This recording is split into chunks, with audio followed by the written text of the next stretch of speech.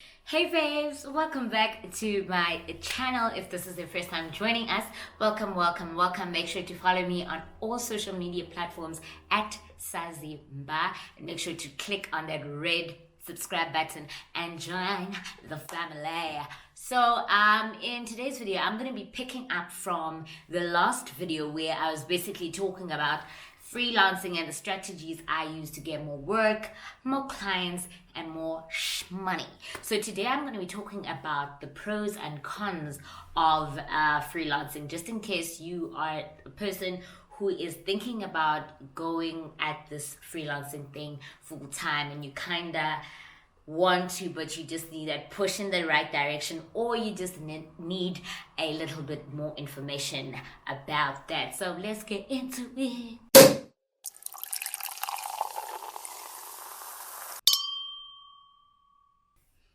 So I think I'm going to start with the cons, the bad things. I actually wrote them down so that I wouldn't forget. So I only wrote about 5-6 pros and 5-6 cons because I didn't want this video to be too long. Okay, so shout out typo. I absolutely love my diary. Let's collaborate.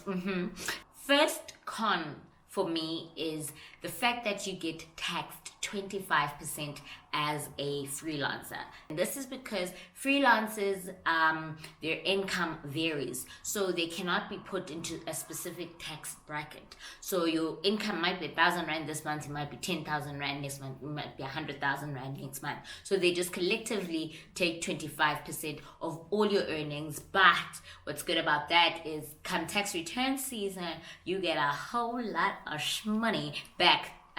That's if you've been paying your taxes correctly. And then con number 2 is obviously the fact that your income is not regular.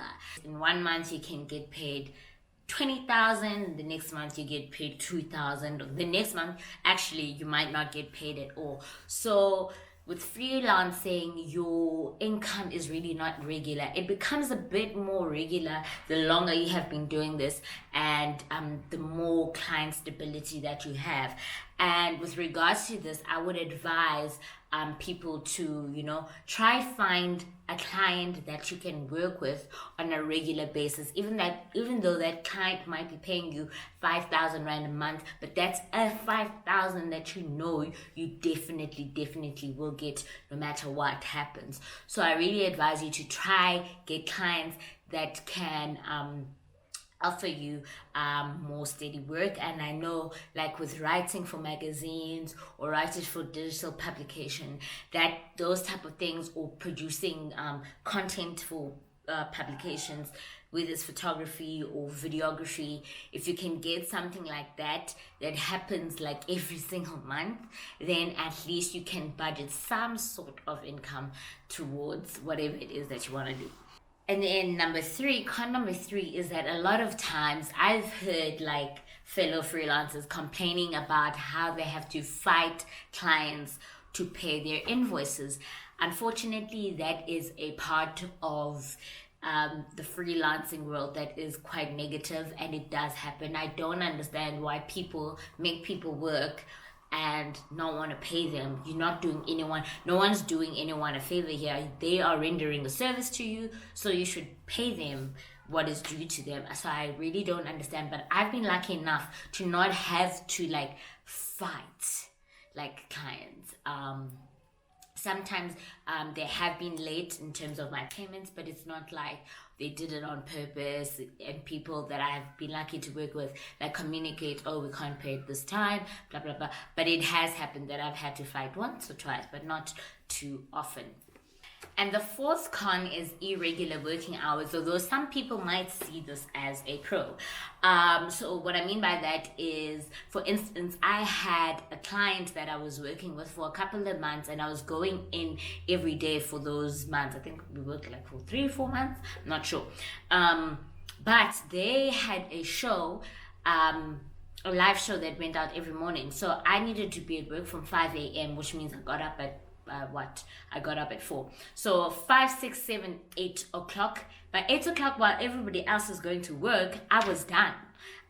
It's irregular working hours, but it worked out for me in the sense that then I could get the paycheck that they'd give me every month, but then during the day I could be doing anything else.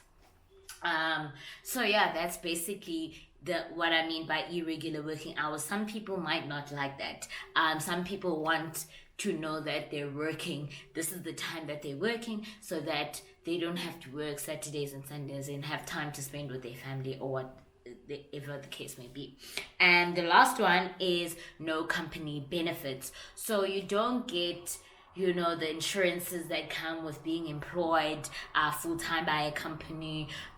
There's no medical aid supplied by the company. My brother, I know he has a petrol card that his work gives him. So there's none of that when you are a freelancer. You don't get the company benefits that the full-time employees of that company get, and that sometimes sucks, because I know some people want stability, and that's very important for them to know that it's secure. So if that is something that you're looking for and you absolutely need, then freelancing might not be the way to go for you. But let's get into the pros of freelancing, which is why I am a freelancer. So you technically kind of work for yourself.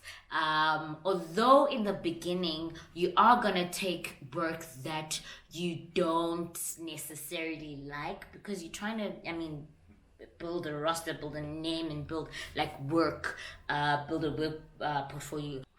But the more you get into it, you're basically working for yourself, and you don't have to take on work that you don't enjoy. You don't have to take on work that you actually don't want to do, right? And then 2 is, I think one of the most important things for me, is that you can make money. Lots of money. Like your friend who works like the 9 to 5, you can make their salary in less time than they do. For instance, I've made 25K in 2 weeks, and of those 2 weeks I was actually working full time, 9 to 5 for 4 of those days, or those 2 weeks. So you can make lots of money in a short time span. I know photographers, and the videographers, people, the DOPs that I work with can make up to 4,000, 6,000 a day. And if you calculate that times, let's say they booked 2 weeks, full 2 weeks, so 14 days times 6,000, you do the maths. You know what I'm saying? So there is that can happen, which is, I love that. And then another pro for me is that you get to work with a variety of people. You're not seeing the same people day in and day out. You're working with different clients. Those clients have different suppliers, different people that they employ. So you get to build your network very quickly, as opposed to someone who is stuck in a regular 9 to 5 and are seeing the same people day in, day out, day in, day out. You know what I'm saying? And then pro number 4 is that you get to work from different places. If you're a writer, for instance, you don't have to go and write at their offices. You don't have to stay at home and write. You can go to the beach. You can go to a cafe. You can go wherever. You can be out of the country and be writing, For me, I work in different places in the sense that I go to different sets. I'm shooting. I've seen so many different places in Johannesburg that I would not regularly see if I was working at a TV show, for instance, that had a set studio, Now I get to move and see different locations, and even when I'm not on set, I don't have to work from my home office. I can literally go to a cafe, which is what I like to do also.